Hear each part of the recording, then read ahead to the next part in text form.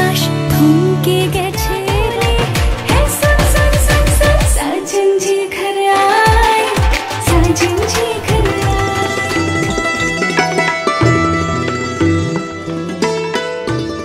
আজ তোমাদের সাথে শেয়ার করব অর্পিতার বিয়ের রাতের মুহূর্ত। এর আগে তোমরা বৃদ্ধি আর হেলদিতে অনেক অনেক ভালোবাসা দিয়েছ, তো সেই জন্যই আজকের উপস্থাপনা কিন্তু আমার বিয়ের রাতের অনুষ্ঠান। চলো কেমন ডেকোরেশনটা হয়েছিল সেটা আগে দেখিনি। এই যে দেখো, স্বপ্নের মতন করে সাজানো আমার বিয়ের সিংহাসনের জায়গাটা, যেখানে আমি বসবো। আর কেমন কি সাজানো হবে সেটা আমি আগে থেকে একদমই ডিসাইড করিনি, কারণ এটা ছিল আমাদের বাড়ির প্রথম অনুষ্ঠান আর আমি হলাম বাড়ির বড় মেয়ে। সেই জন্যই আমি কোনোটাই ঠিক করে উঠতে পারিনি, শুধু দাদাকে বলে দিয়েছিলাম তুমি সুন্দর করে দিও, ওই ছবিতে দেখে পুরো কপি না করে মোটামুটি তোমার নিজের মতন করে একটু ভালো করে দিও। আর আমি এই রকমই সবসময় সবাইকে বলি, আর দাদা সেই রকম অনুযায়ী কিন্তু আমার ডেকোরেশনটা করে দিয়েছিল। এই যে রাজকুমারী কামিং, আর রাজকুমারী কিভাবে গাড়ি থেকে নামবে সেটাও আগে থেকে ঠিক করা ছিল না, কিন্তু কিভাবে যেন সেটা একটা সারপ্রাইজ হয়ে গেল। পরে দেখে নিজেকেই বেশ রাজকুমারী ফিলিংস হচ্ছিল। আরে আমি তো কখনো ভাবেইনি যে আমি এই রকমভাবে এন্ট্রি নেব। সাথে আমার গোপুসোনাকে নিয়ে যখন আমি এন্ট্রি নিচ্ছিলাম তখন নিজেকে সত্যি ভীষণ ভাগ্যবান মনে হচ্ছিল। আরে সরি ভাগ্যবান নয়, ভাগ্যবতী। আর আমি যে একটু ভাগ্যবতী সেটা হয়তো গোপুসোনার দয়াতেই।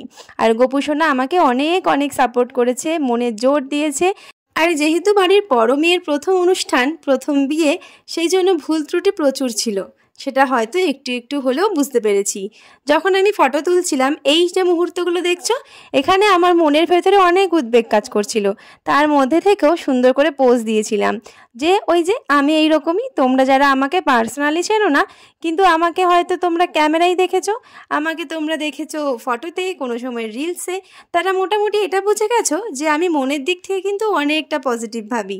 আর আমার সামনে যা ঘটনা ঘটছে সেটা আমি দেখেও আমার মুখে হাসি, চোখে এক্সপ্রেশন রাখতে বেশি ভালোবাসি। আর আমি এটাতে মানে পটু বলতে পারো। তো যাই হোক, এইভাবেই নিজের মতন করে এক্সপ্রেশন দিয়ে ভিডিওটা নিচ্ছিলাম, কিন্তু মনের মধ্যে হাজারো উদ্বেগ কাজ করছিল। সেটা হয়তো একটা মেয়ে যে নিজে হাতে সমস্তটা রেডি করেছে, নিজে হাতে সমস্ত দায়িত্ব নিয়ে সমস্তটা নিজে হাতে পালন করার চেষ্টা করেছে, বাবার সাথে সাহায্য করেছে, তার তো এইটুকু দুশ্চিন্তা হওয়া স্বাভাবিক। কিন্তু সেই দুশ্চিন্তা আমি কাউকে বুঝতে দিইনি, কাউকে এতটুকু বুঝতে দিইনি যে আমার মনের মধ্যে কি চলছিল, কখন কিভাবে সবটা কমপ্লিট হবে। সেটা প্রত্যেকটা মেয়ের বিয়ের দিনই এই চিন্তাটা থাকে, সেটা আমার মধ্যেও ছিল, কিন্তু তবুও আমি কাউকে সেটা বুঝতে দিইনি। নিজের মতন করে সমস্তটা গুছিয়ে পরিপাটি করে সাজিয়ে নেওয়ার চেষ্টা করেছি। আর নিজের সাজটা কেমন হয়েছে সেটা তো তোমরা এখনও বললে না। এই যে পুরো লুকটা আমার দেখতে পাচ্ছ, এই সমস্ত লুকটা কিন্তু আমার নিজের হাতে তৈরি করা। হ্যাঁ, আমার এক ছাত্রী আমাকে একটু সাহায্য করেছিল, আর এই সুন্দর কলকাটা করে দিয়েছিল আমার এক বন্ধু। সে কলকা ওয়ার্ক করে এবং আমার এই হাতে সুন্দর মেহেন্দিটাও কিন্তু তারই করা। ও আমাকে এই দুটো কাজ করে দিয়েছিল। আর হাতের নেল, আমি সব কিছুর কমপ্লিমেন্টই দিতে চাই। যে কাজটা করেছে সে সেটা ভালোবেসে নিখুঁতভাবে করেছে। আর আমি আমার বিয়ের সাজ নিয়ে সত্যিই ভীষণ স্যাটিসফাই। আর আমার বিয়ের সাজ দেখে অনেকেই অনেক রকম মন্তব্য করেছে, সেটা অবশ্যই পজিটিভ মন্তব্য। সবাই বলেছে ভীষণ ভালো লাগছে। শাড়ির ফিডব্যাক তো আজও শুনি, ভেলের ফিডব্যাক আজও শুনি। আমি যখন অনেক ব্রাইডদের বুকিং নিয়ে থাকি, তারা আমাকে কন্টিনিউ বলে আসে, দিদি আমি এইরকম সাজবো, আমি এর মতো সাজবো, আমাকে না কলকাটা এরকম করে দিও, আমাকে না হেয়ারস্টাইলটা এরকম করে দিও। সত্যি কথা বলতে আমি আমার বিয়ের সাজ নিয়ে তেমন কোনো কিছুই ভাবিনি আগে থেকে। আমি কখনো ভাবিনি যে আমাকে বিয়ের সাজে কেমন লাগবে। আর আমি সব থেকে বেশি মানে ভগবানের ওপর বিশ্বাস রেখেছিলাম, শুধু বলেছিলাম সময় মতো যেন সবটা আমি গুছিয়ে নিতে পারি, যাতে আমি সময় মতন ভেন্যুতে পৌঁছতে পারি। তবুও আমার একটু দেরি হয়ে গেছিলো, কিন্তু সেটা কিন্তু আমার দোষে নয়। আমাদের যে ড্রাইভার দাদা ছিল তার কথা ছিল যে আমাকে সে আনতে যাবে, আর যথারীতি আমি তো সময় মতন রেডি হয়ে বোনকে সাথে নিয়ে আর মাসিকে সাথে নিয়ে রাস্তায় দাঁড়িয়ে রয়েছি। কিন্তু ড্রাইভার দাদা আসতে অনেক লেট করে দিয়েছে, কারণ সে নাকি রাস্তা চিনতে পারিনি, সে এই দিকে রাস্তাটা খুব একটা চেনে না। তো সেই জন্য আমার ভেন্যুতে পৌঁছতে অনেকটা লেট হয়ে গিয়েছিল। আর যখন আমি ভেন্যুতে পৌঁছলাম তখন অলরেডি অনেক গেস্ট এসে গিয়েছে। দেখেছো, আমি যখন উঠছি স্যারও কিন্তু আমার পেছন দিক দিয়ে উঠছিল।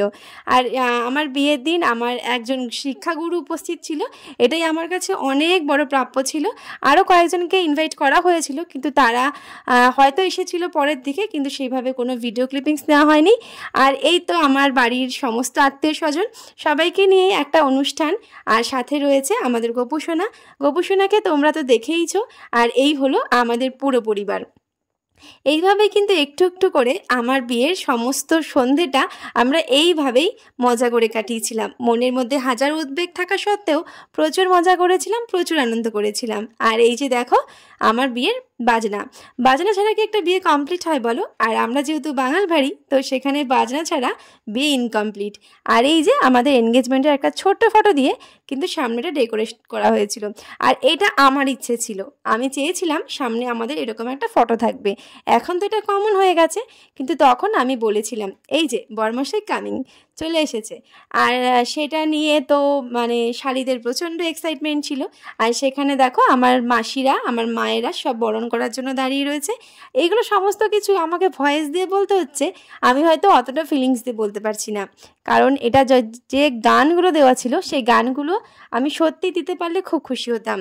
একবার না ভিডিওটা আপলোড করেছিলাম ভগবানকে ডেকে, যে ভগবান প্লিজ কপিরাইট দিও না, কিন্তু সেই কপিরাইট এসেই গেল। তাই আবার ডিলিট করে আবার আমি ভয়েস ওভার দিতে বসলাম।